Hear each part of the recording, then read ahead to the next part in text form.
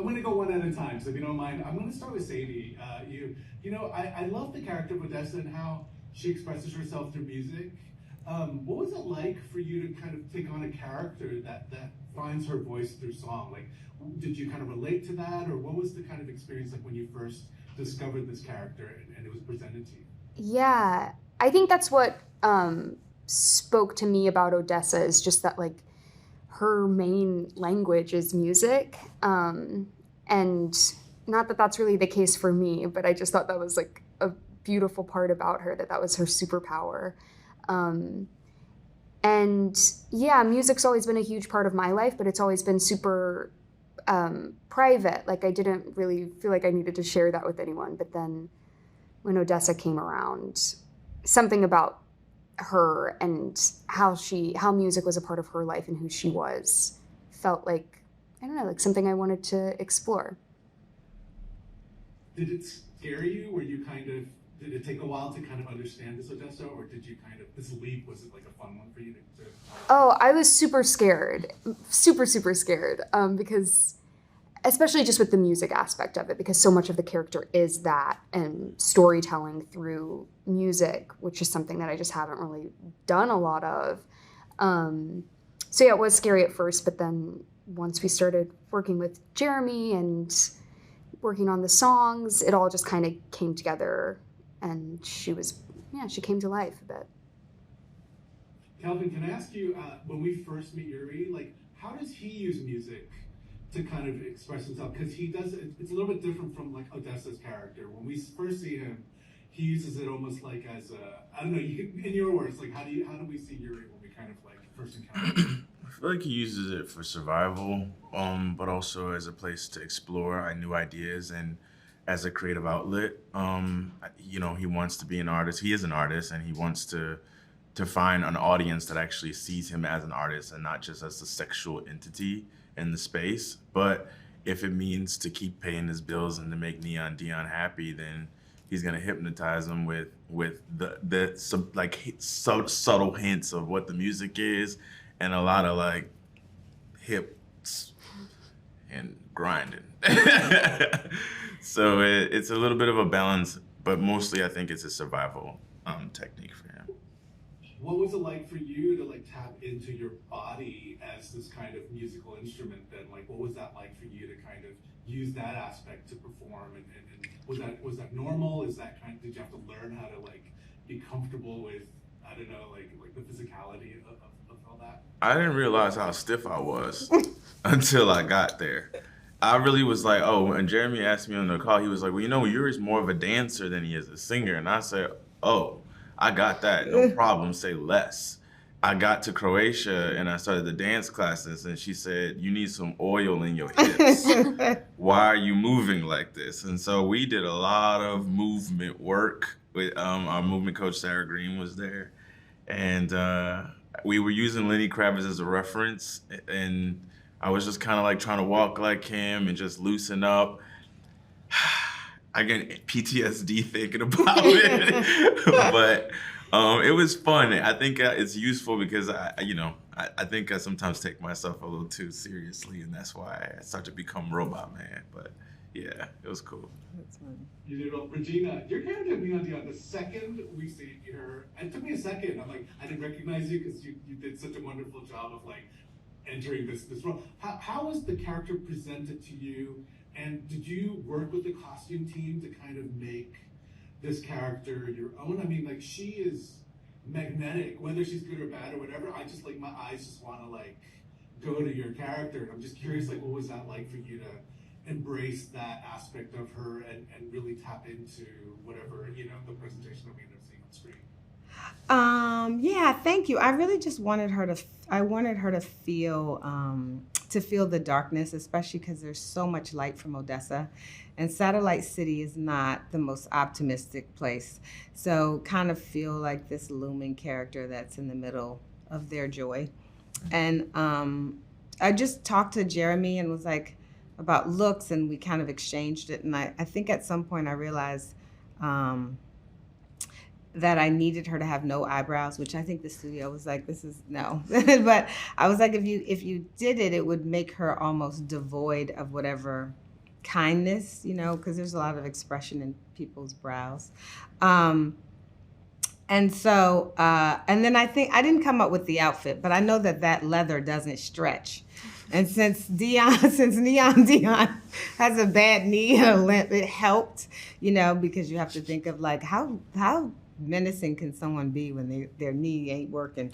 But all of it kind of just tied together, and her colors on her makeup, really on her eyes, went with Satellite City, and that kind of purple hue that invades, or it's pervasive throughout the look of the film. And so just kind of step by step putting it together, like, oh, this feels right. She wouldn't have hair, her cheekbones would be sharper. I think I was eating, so my face was rounder. That was good. Dion ain't watch her weight either. She just is like, give me that steak. No. But what was it like for you to tap into that menace? It must have been fun because, based on what I've seen, obviously I'm a fan of your work prior, and like this is, you're pretty badass in this. So I'm just curious, like, what was it like to kind of like enter this world and be that person, and everything you said was kind of, you could take it to the next level, and like, what was that like to kind of embrace? You know what? That was a lot of fun. I mean, I think it was really imperative because I have done so many comedies, and I've done like stuff that, I mean, I think the meanest I got was Little, but I'm not really. So it was really fun to be like a villain and to be dark, and I had like stuff that I did that actually was meaner to these two, but I didn't get to. They didn't make it in, but it was fun. But it was hard to be. I think it was hard in the rehearsal of the fight scenes with Sadie, because you don't. She's so sweet, and I'm like, should we be doing that on the boardwalk, right? Oh, yeah? Yeah, during the little scenes. No, you know what it was? The slap. I was didn't want to get close. That's what it is. Oh my God, you just unlocked that memory of these rehearsals. The stunt rehearsals. And the sweetest face here and person. So, but it was also really fun to be able to be bad. Sadie, what was it like? Because I just talked to Geremy, and here's a character that's been living in his head for like such a long time. And I asked him what it was like for him when you walked on set in this vision that he had for the first time. And he said inside he was crying, but he had to like pretend not to cry because he was obviously a director that day. So what was it like for you to kind of know that you were now encompassing this thing that's been part of him for such a long time, and you stepped on set with the pompadour, like that? Yeah. Like, what was that like for you to like represent this guy for like 2 decades almost? Like, yeah. I know. I definitely felt that, like, and felt how important it was to him. Yeah, it was just I don't know. It was kind of surreal and like so amazing that for him, he just kind of was seeing like this dream, this idea that he had just kind of come to life before his eyes. And yeah, I guess it was an honor to like be able to kind of embody that for someone.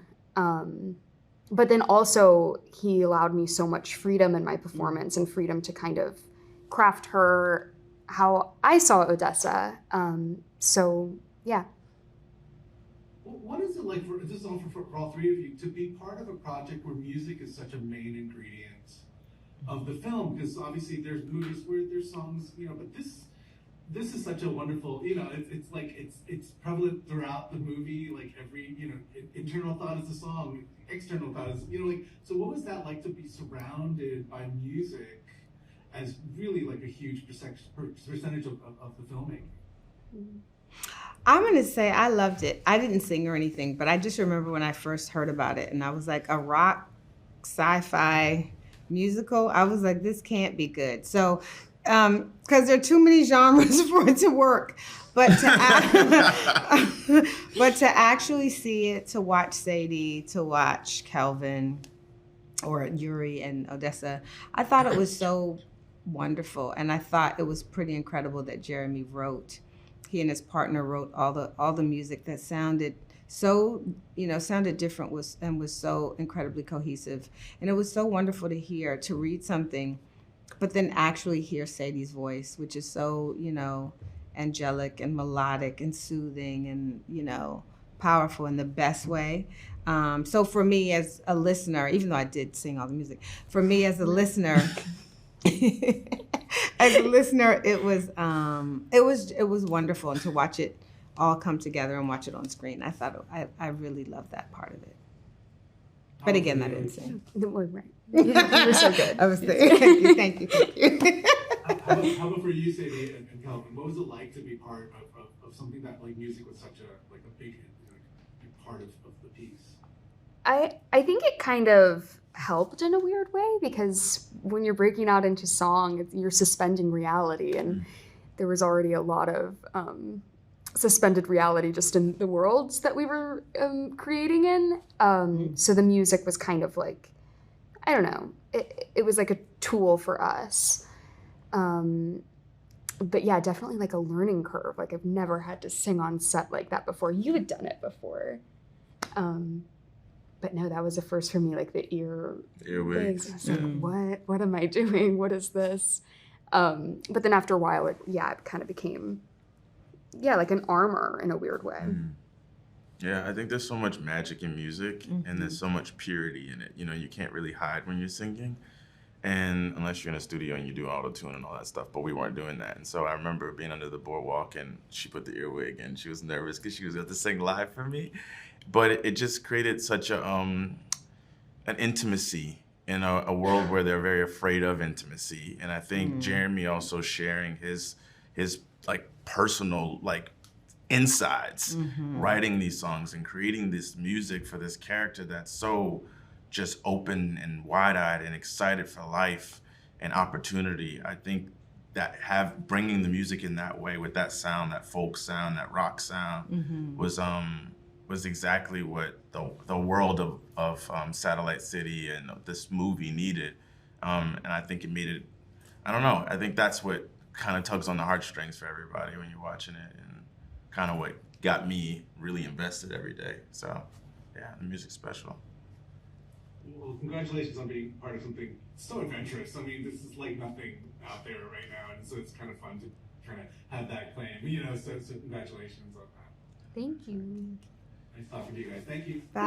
Actually, I was really curious about, like, can you talk about what the seed was for you that started this journey of Odessa for you? Where there's, like, what was it that, like, was the lingering, maybe an image or maybe something that, like, was always there from the very beginning that was just, like, in the back of your mind for this period of time? Yeah.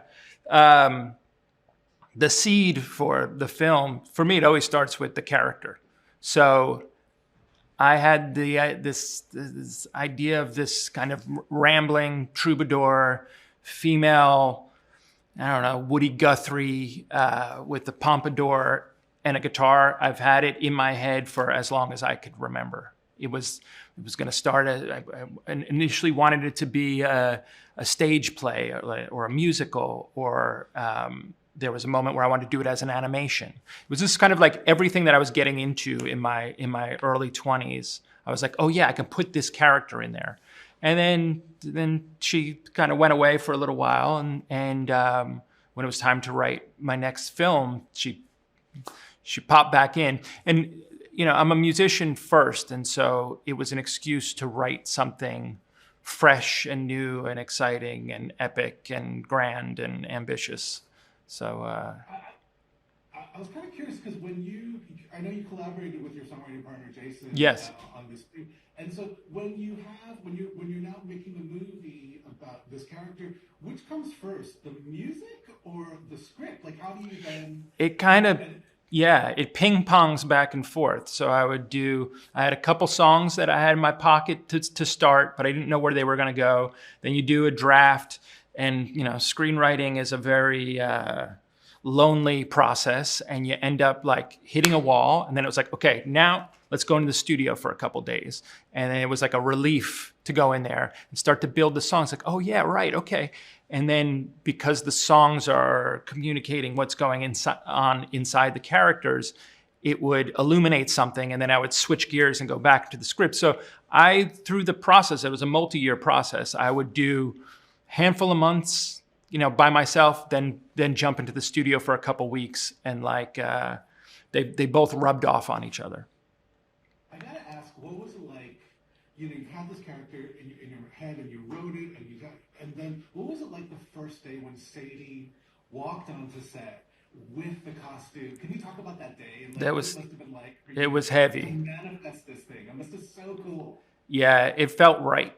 You know, sometimes you do things, you have these visions, and it doesn't quite click the way this, like seeing Sadie in the kind of Odessa gear with the hair and just like the look on her face and the way she was holding herself, it was like, this is better than I could have imagined. Like she really looked, she looked iconic to me. Did you tear? I'd be crying. I was crying a little bit, cry on the inside. You know, I had to direct that day. So if I was just like weeping while giving directions, that'd be a terrible jump off to the very intense adventure we were just about to go on. But yes, I was crying on the inside. You know, the rock opera is something that I grew up watching. I'm a kid from the 80s, and so Yeah. like, you know, that it's a musical genre that like I felt very comfortable with. And Yeah. so but it's a genre that a lot of, I guess, younger generations just don't know that much about. Yeah. There's just not a lot of that in the world today. And Yes. So can you talk about the process of making something like this again? Like, I mean, like if you can give me everything from like, you know, like convincing people to pay for this to like, you know, all of that stuff. Like, I'm so curious about like this journey because it's a minor miracle that this movie exists. And I just love the fact that it's there, but it is such a. I want to hear your story. Yes.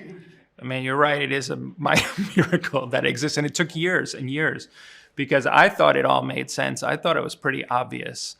But then when you start to talk to people about it, they're like, oh, okay. It's like a lot of different flavors that they've never quite seen put together. And they're not quite sure if if they're going to blend. And so it took a long time to convince people to do designs and drawings, and we demoed every song. We had a whole lookbook that would take someone through what it's going to look like, what it's going to feel like, what it's going to sound like, because we couldn't. It wasn't the kind of film where you can say, oh, it's like this meets this. Like there was not a comp. It was a real leap of faith to do something like this. And like you're saying, the rock opera is not really like in vogue and hasn't been around in a long time. It's sort of a strange format, but something that I have a lot of love for. So yeah, it was a long process, and we got really lucky that we have some close collaborators at Searchlight Pictures who like could see it, could understand it, were excited by it, and they take risks. So then we started to build it. But what was interesting is like the film that we finished is pretty close to what we initially visualized and pitched. Yeah. It's awesome. Well, congratulations. Thank you. And really, yeah, I was so curious, and you answered all my questions. So thank you very much. Thanks so much. All right. Nice talking to you. Thank you. You too. Bye.